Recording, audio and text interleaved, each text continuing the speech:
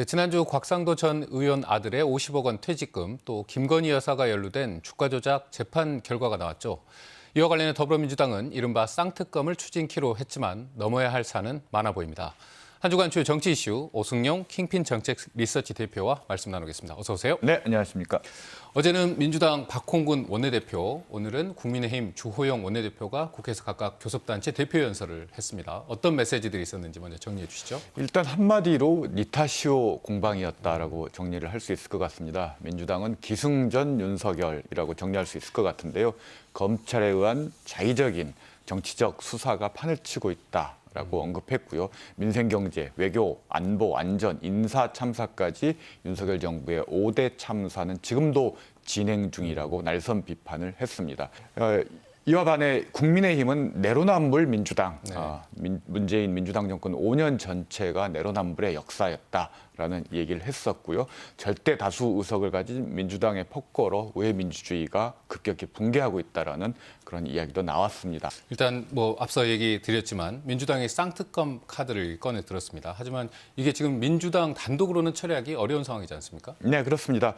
민주당은 이재명 대표와 이른바 50억 클럽이 연루된 대장동 특검과 김건희 여사의 주가 조작 관련 의혹에 대한 이른바 김건희 특검을 동시에 추진하자라는 입장인데요.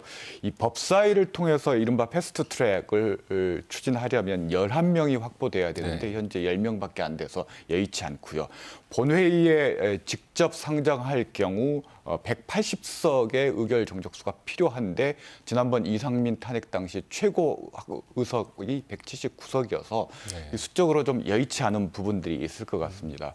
정의당도 이 쌍특검에 대해서 김건희 여사의 주가 조작 의혹에 대한 특검은 사실상 지금 반대를 하고 있는 입장입니다. 표면적으로는 어떤 검찰의 수사가 먼저다 이런 입장인데 사실 정의당의 셈법은 또 어떤 건지 궁금할 것 같습니다. 일단 민주당에서는 김건희 여사 주가 조작 의혹에 대해서 국민특검이라고 얘기를 했는데 정의당이 선을 그어버림으로써 좀 체면을 구긴 측면들이 있을 것 같고요.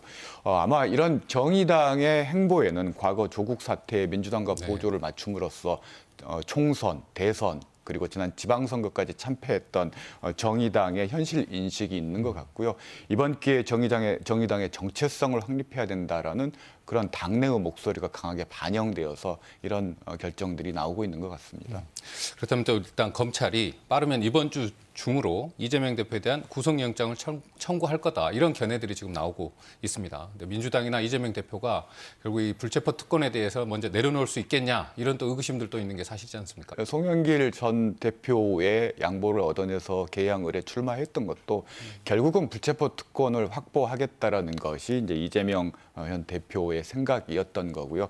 그래서 아마 이 수사 과정에서 본인을 보호하기 위한 보호막으로서 불체포 특권을 내려놓을 가능성은 없을 것 같고요. 또 하나 이제 공천권도 끝까지 고수하겠다라는 입장인 것 같습니다. 당내 여론이 갈라지는 것 그리고 비명계 본인과 어떤 갈라서기를 하는 움직임에 대해서 차단하기 위해서라도 불체포 특권과 공천권 이 두 가지는 끝까지 이재명 대표가 고수를 할 것 같습니다. 그렇다면 좀 대통령 이야기 이번엔 좀 해보겠습니다. 국정 지지도에서 부정평가가 11주 만에 60%까지 올랐습니다. 어떤 이유들이 이렇게 반영이 됐다 보시나요? 만약에 올랐다면 그게 이상할 상황인데요. 전당대회에서 이른바 윤심 논란 그리고 안철수 후보 등을 저격했던 것들을 통해서 권위주의적 이미지가 좀 더 씌워진 측면들이 있을 것 같고 이 과정에서 중도 보수층이 좀 이탈한 흐름들이 나타난다. 그리고 이제 난방비 폭등으로 부정평가가 지난해 11월 4주차 이후 처음으로 60%대에 이르렀다는 것도 주목해서 좀 살펴봐야 될 흐름인 것 같습니다. 결국 또 이렇게 윤 대통령의 지지도가 국민의힘의 어떤 당 대표 경선 판도에도 영향을 미치지 않을까 이런 좀 견해들이 있습니다. 어떻게 보시나요? 가시적으로 어떤 큰 영향을 미치는지 여부는 판단하기가 좀 애매한 부분이 있지만 국정 수행 긍정평가가 하락하게 될 경우에 김기현 회의론이 나올 수 있다는 점에서 아마 대통령실 입장에서는 의도적으로 이제 전당대회와 거리 두기를 하고 있는 모습들이 나오고 있는 것 같습니다. 당장 금융 개혁과 관련해서 메시지를 낸다든지 그리고 3대 개혁 강조하고 있고 특히 노동 개혁 본인이 책임지고 이끌어 가겠다라는 언급들을 하는 거 보면 분명히 전당대회에 따른 본인 리스크 전염 이런 부분들을 좀 우려하는 그런 상황들이 나오고 있는 것 같습니다. 또 국민의힘이 전당대회 예비 경선에서 또 이제 친윤계로 분류됐던 분들이 또 많이 대거 탈락을 했어요. 이건 또 어떤 것들이 영향을 미쳤다고 봐야 하나요? 이준석 전 대표의 영향력이라는 평가도 있습니다만 제가 보기에는 2군에 있어야 될 선수들이 1군 리그에 뛰어들어서 그 실력을 드러낸 것이다. 이른바 윤심을 믿고 출마했던 현역 의원 3명이 컷오프 됐는데요. 이제 그분들이 가지고 있는 인지도의 한계, 실력의 한계들을 그대로 드러낸 측면인 것 같습니다. 관건은 본선 경쟁일 것 같은데요. 일단 대표 경선에서 이른바 이준석계의 천하람 후보가 가지고 있는 확장성은 좀 한계가 있다라는 평가가 있을 것 같고요. 관심을 가지고 봐야 될 부분들은 4명을 뽑게 된 최고위원 선거인데 이른바 이 비윤계, 김용태, 허은하 최고위원 후보가 선택과 집중을 위해서 단일화를 할 수 있을지 이 부분이 관전 포인트로서 좀 봐야 될 것 같습니다. 그런데 이 탄핵 관련된 논란으로 또 계속 갑론을박은 계속되고 있어요. 이게 어떤 후보에게 좀 더 유리하게 갈 수 있을까 이런 좀 궁금증도 있는데요.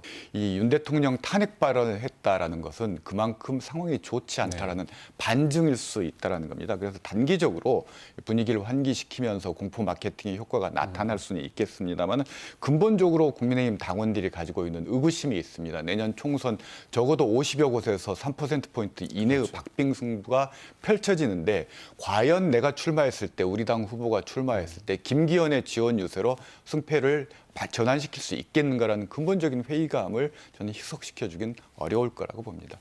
알겠습니다. 오늘 말씀은 여기까지 듣도록 하겠습니다. 고맙습니다. 네, 감사합니다.